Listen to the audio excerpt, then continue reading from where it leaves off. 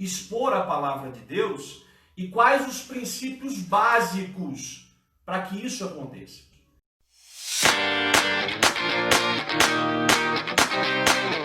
Meu nome é Eduardo Cassiava, eu sou pastor na Assembleia de Deus, tá? Sou do campo de Itapetininga, tem como presidente o pastor Dilson Masi. Então hoje nós vamos entender o que é expor a palavra de Deus e quais os princípios básicos para que isso aconteça. Só pastor que prega? Não, irmãos. Primeira igreja que temos é dentro de nosso lar. Nós fazemos parte do corpo de Cristo em uma denominação eclesiástica que congregamos.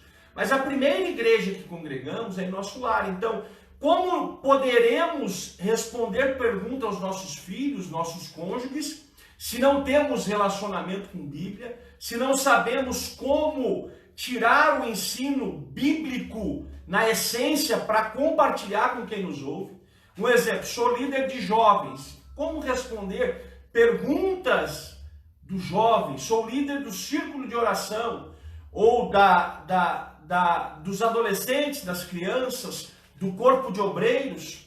Então, é muito importante que nós estejamos totalmente ligados na Bíblia para falar de Bíblia, né? Para entender como, de A a Z, fazer uma boa exposição bíblica, tá?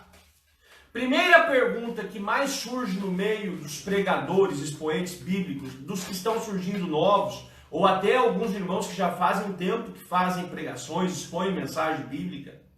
Como entender a Bíblia para pregar? Essa pergunta ela é de maior feita pelos iniciantes, tá? Bom, vamos lá. Para entender, a Bíblia se faz necessário um envolvimento transcendente com a profundidade do que lemos. Eu vou dar um exemplo para os irmãos entenderem. Quando eu leio João 10:10, e o ladrão veio senão para matar, roubar e destruir. Há um entendimento errôneo que é uma heresia, porque é fora do que é a essência da doutrina, de dizer que aquilo ali é Satanás. Aquele ladrão é Satanás. Aquela colocação do próprio Senhor Jesus em João 10:10 não se refere a Satanás, mas se refere à religiosidade corrompida do farisaísmo.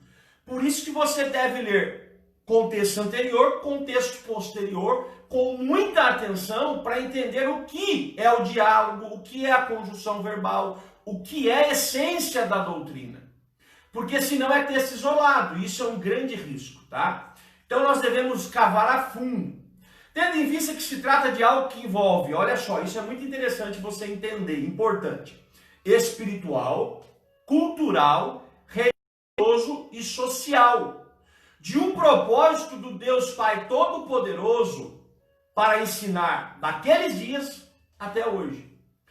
Aí, isso é um risco, porque as pessoas, geralmente leigos, tendem a dizer que a Bíblia ela está desatualizada de contexto contemporâneo. Vamos analisar algumas coisas. A Bíblia não tem como ela estar atrasada e nem adiantada. Por quê, pastor Eduardo? Porque os 40 personagens que escreveram ela não são o autor dela. Eles foram os escritores dela. O único autor é o Espírito Santo de Deus. E o que aprendemos? O Espírito Santo de Deus, ele é eterno, ele é imutável, ele não tem começo nem fim. Olha só, Deus não tem começo nem fim. Então, se ele, na sua essência, entregou aquela doutrina, ela veio direto do eterno, então ela não está nem atrasada e nem adiantada. É nós que queremos subterfúgios humanos para... Talvez, não estou dizendo de mim, mas esses leigos que dizem isso, terem direito de tocar no que não pode tocar. Então a Bíblia, ela está atualizada porque ela vem do imutável, ela vem do eterno. Só que ela, para ensinar, Deus, ele se prevalece, porque nós somos finito e limitados, mas Deus é infinito e ilimitado. O que eu quero dizer? Deus, ele se prevalece para nos ensinar o espiritual de coisas cultural, religiosa, social e habitual da humanidade. Isso se chama antropomorfismo. É usar das formas humanas, por quê? E eu faço através de fábula, na maioria das vezes, de parábolas, para que o meu ouvinte se remeta a pensar e entender o que eu quero expor para ele. Porque se Deus fosse falar do espiritual, do eterno, pro mortal, não usando do que o mortal convive, nós nunca conseguiríamos ter uma compreensão do que é a Bíblia Sagrada.